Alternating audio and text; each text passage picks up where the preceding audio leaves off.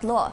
Facing the Senate Blue Ribbon Committee hearing late last night, she claims she paid money to ensure the early release of her husband. But she wasn't the only one. The wife says there are many others like her who paid tens of thousands in exchange for a faster processing of the Good Conduct Law. Our Joyce Ilas has more.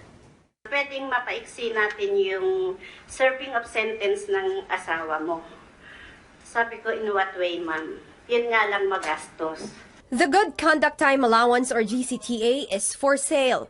The Senate Blue Ribbon Committee found out about the corrupt practice Thursday night. The wife of a beleaguered inmate voluntarily faced the committee and admitted to paying 50,000 pesos to Bureau of Corrections officials to make sure her husband would be released early from prison.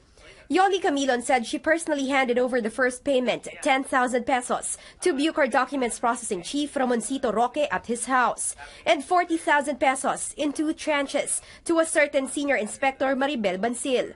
Roque admitted to accepting the money. Your Honor, ilang days po na hinarap po sila? Yun po, sinoli ko po. Sinoli nyo? Naisoli nyo rin, ano kay Miss Yoli? Miss Yoli, tama po ba yan? Wala po, sir, na ibalik sa akin. In an interview on Friday, Camilon said she was enticed to avail of the so-called GCTA for sale, following the footsteps of other relatives of inmates. Camilon says, as far as she is concerned, the scheme has been happening since 2018. May mga personal kaming kilala from dun sa town din namin na nakalabas through nagbayad din sa GCTA na yan. Iba-iba, meron 30,000, meron 100,000. Meron na maabot ng million, 1.5, ganun. Camilon admitted she fears for her and her husband's safety. Yan sa akin, para matuldukan na matapos na yung mga hindi maka-afford magbayad na dapat i-qualify ng lumaya. May mga matatanda nang naiiwan doon na dapat palayain. Nandun yung simpatya ko ba sa kanila. SACT Bucor Chief Nicanor Feldon was in the meeting and said he heard the payoff stories for the first time. Ako nung narinig ko yung testimony, gusto ko maiyak eh. Kasi I work hard every day to try to fix that. Gusto ko maiyak sa lalo. Blue Ribbon Committee Chair Richard Gordon says Camilon is a very credible witness. He says Camilon's expose is sensitive, so the Senate has subpoenaed her husband so he can be released from bilibid. I'm not going to return him to prison. Lalo na ngayon, you have to be, ang liit ng komunidad na yan eh. Nandun sila, magkakakilala sila. He's under safekeeping by local authority. Gordon says the committee was supposed to hear another witness Thursday night, this time a Bucor official, but he got cold feet. Yun lang sabi sa akin ni Senate President. Sabi ko, ano nangyari? Sabi ko, mukhang natakot eh kasi. Andun si Paldo ka, dumating eh. He says the committee may hear another witness, an inmate this time, when the investigation resumes on Monday. Meanwhile, Senate President Tito Soto said he may present 2 or 3 more witnesses to testify on corruption in carrying out the GCTA law. Joyce Ilas, CNN Philippines. Senator Bato de la Rosa, a former Bucor chief, says he received complaints about the Good Conduct Law for sale. He says he brought the relatives of some inmates to the Bureau's Documents Processing Section and confronted the personnel about their good conduct computation. Ako mismo, dinadala ko sila doon sa inmate document processing division, hinaharap doon sa mga tao doon, kung sino dito ang naghihingi. Eh para ngayon, pag na-prove ko na mayroon dito, tuturo nyo. Sino ito nang hingi at hahampalusin ko kagad itong aking dalang yantok. Sabi nila, okay, sabi ko, kayo taga-document, ito yung papel ng inmate, yung PDL na yan. Hindi daw nyo kinukompute. Kasi alam nila, matagal na sila nakakalaya daw kung kinukompute nyo, kung binibigyan nyo ng GCTA. Itong computation nila, kiniklaim nila na matagal na daw sila nakalabas kung ginagrant nyo. So ito, compute ninyo sa harapan ko. Ngayon, kinocompute na taga-document. Sir, with all honesty, sir, hindi pa talaga siya due for release. Kahit anong GCTA ilagay natin dyan, kulang pa talaga, sir. So bakit gano'n? Bakit iba yung computation nila, iba yung computation ninyo? Sabi naman ng taga-document, sir, ito yung official na computation sa atin. Yung computation nila doon sa loob, yan yung mga computation na ginagawa ng mga paralegal sa loob na pinapaganahan lang sila para ganahan silang mag-claim ng ganun. President Duterte himself defending the transfer of 10 high-profile inmates from the New Bilibid prison in Muntinlupa City to a marine barracks in Taguig City. He made the revelation earlier in a speech in Cebu City. Here's the president in his own words.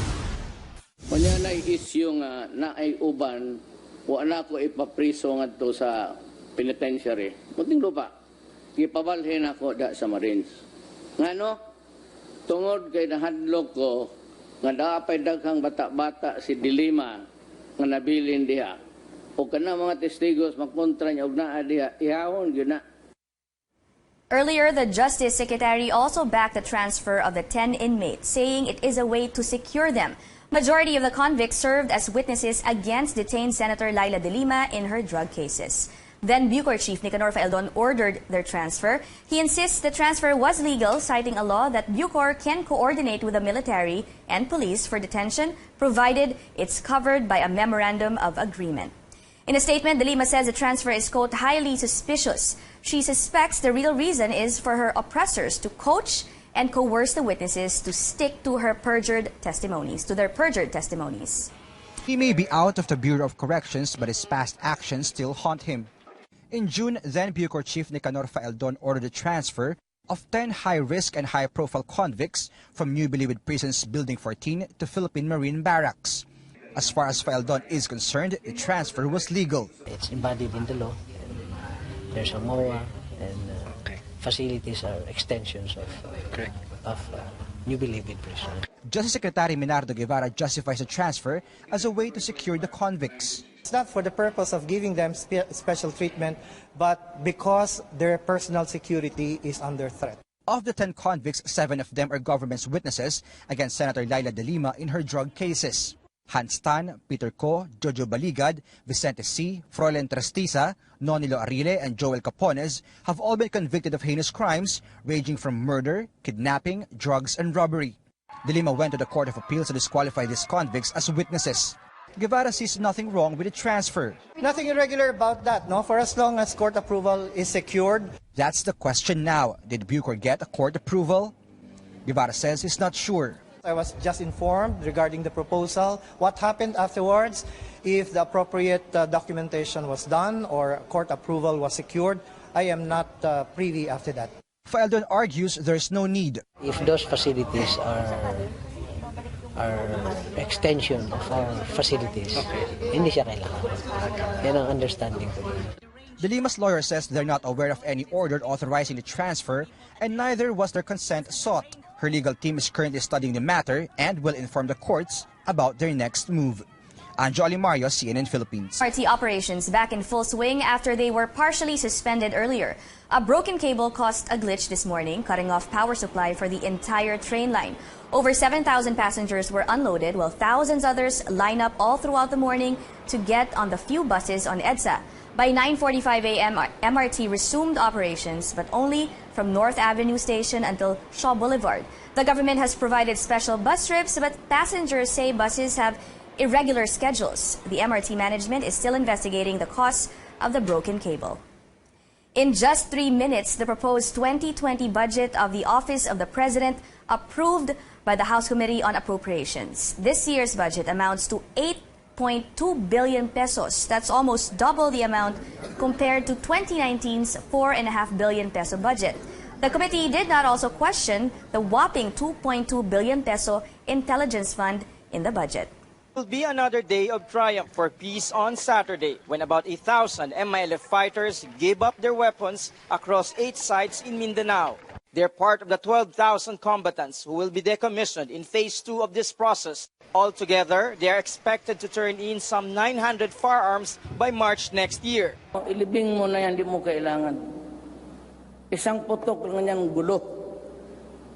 Pero kung tahimik tayo, mag-usap tayo, at maibigay naman yung gusto ninyo na tulong na dapat talaga sa inyo. President Rodrigo Duterte will lead the ceremony along with Presidential Advisor on the peace process, Carlito Galvez Jr. Napaka-importante ng commissioning kasi ito yung magre-represent na talagang they are ready to change their lives. Ang MILF ang magiging ehemplo na makikita nila ang buong Mindanao ay magde-decommission.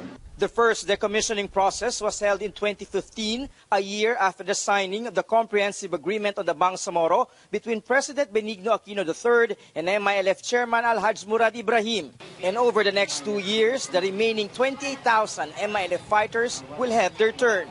The independent decommissioning body will oversee this four-part disarming process until 2022 when President Duterte's term ends. The team is chaired by Turkey with representatives from Norway and Brunei. 2 Filipino experts are also part of the contingent. They were jointly nominated by the government and the MILF. The team will be in charge of safekeeping the firearms. Some of the decommissioned fighters will be involved in guarding the weapons.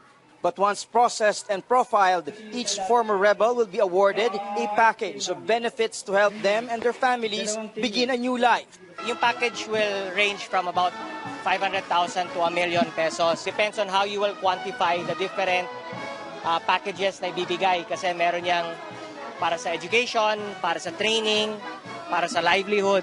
It has been a long journey since the government's first exploratory talks with the Muslim separatist group in 1996 under the Ramos administration.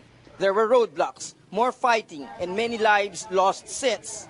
But with the creation of the Bangsamoro Autonomous Region earlier this year, an interim government in place, and the silencing of guns, many are hoping long and lasting peace could finally be achieved in Mindanao.